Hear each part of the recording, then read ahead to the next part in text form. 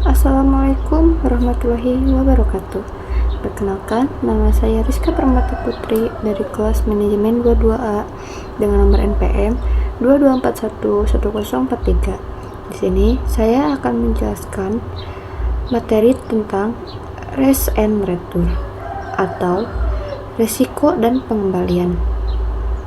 Yang pertama, pengertian dari risk and return yaitu dua aspek penting dalam manajemen keuangan. Risiko atau risk dapat dikatakan sebagai suatu peluang terjadinya kerugian. Dalam hal investasi, maka kerugian yang didapat adalah kerugian uang. Risiko berarti suatu kemungkinan terjadinya hasil yang tidak diinginkan atau berlawanan dari yang diinginkan. Sedangkan tingkat pengembalian atau return adalah keuntungan yang akan didapat atau bisa diartikan sebagai kompensasi. Dalam hal investasi, maka kompensasi ini didapat dari adanya inflasi atau kenaikan harga-harga barang. Hubungan antara risiko dan tingkat pengembalian adalah sebagai berikut. Yang satu, bersifat linear atau searah. Yang kedua, semakin tinggi tingkat pengembalian, maka semakin tinggi pula risiko. Yang ketiga, semakin besar aset yang kita tempatkan dalam keputusan investasi, maka semakin besar pula risiko yang timbul dari investasi tersebut. Yang keempat, kondisi linear hanya mungkin terjadi pada pasar yang bersifat normal. Dalam manajemen keuangan, penting untuk memahami risiko dan pengembalian agar dapat mengambil keputusan investasi yang benar. Strategi risk and return. Strategi dari risiko dan pengembalian adalah investasi. Adalah penting untuk meminimalkan risiko dan memaksimalkan pengembalian. Berikut adalah beberapa strategi yang dapat diterapkan. Yang pertama, identifikasi dan revisi asumsi dasar perusahaan terkait internal maupun eksternal.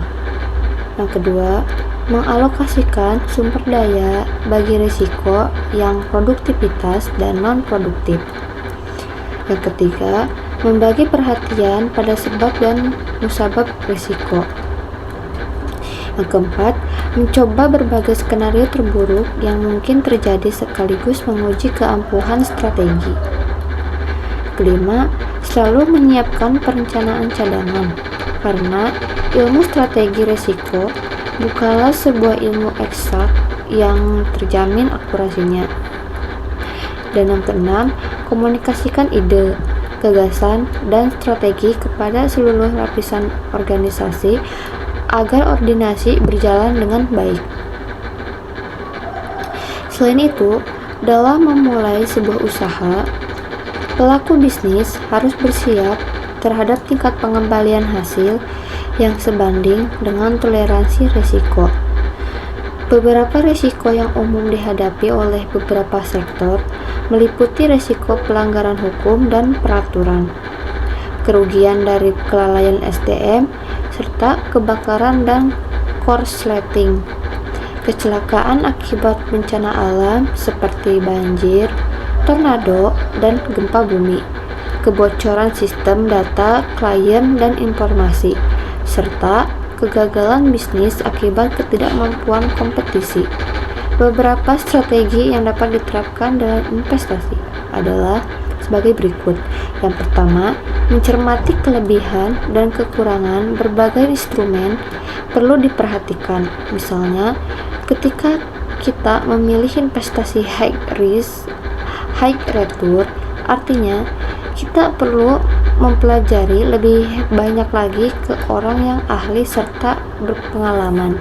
Yang kedua, risiko merupakan aspek yang tidak dapat dihindari dalam kegiatan tidak pasti seperti investasi.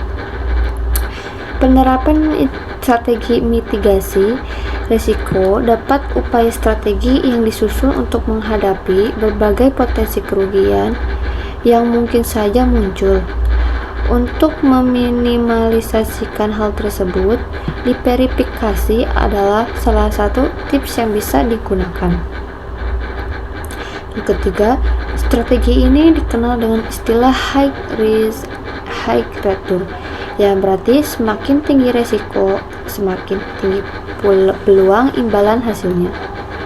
Namun, investor harus paham bahwa tingkat resiko yang tinggi bisa menimbulkan kerugian yang besar, bahkan kehilangan modal. Oleh karena itu, investor harus memperhatikan situasi ekonomi dan politik, memulai dengan jumlah kecil, dan memeriksa kondisi perusahaan sebelum memutuskan untuk berinvestasi. Dalam investasi, penting untuk memahami konsep risk and return, serta menerapkan strategi yang tepat untuk meminimalkan risiko dan memaksimalkan pengembalian. Tujuan dari risk and return. Tujuan dari risiko dan pengembalian tergantung pada konteks yang berbeda. Berikut adalah tujuan dari risiko dan pengembalian dalam konteks beberapa yang berbeda.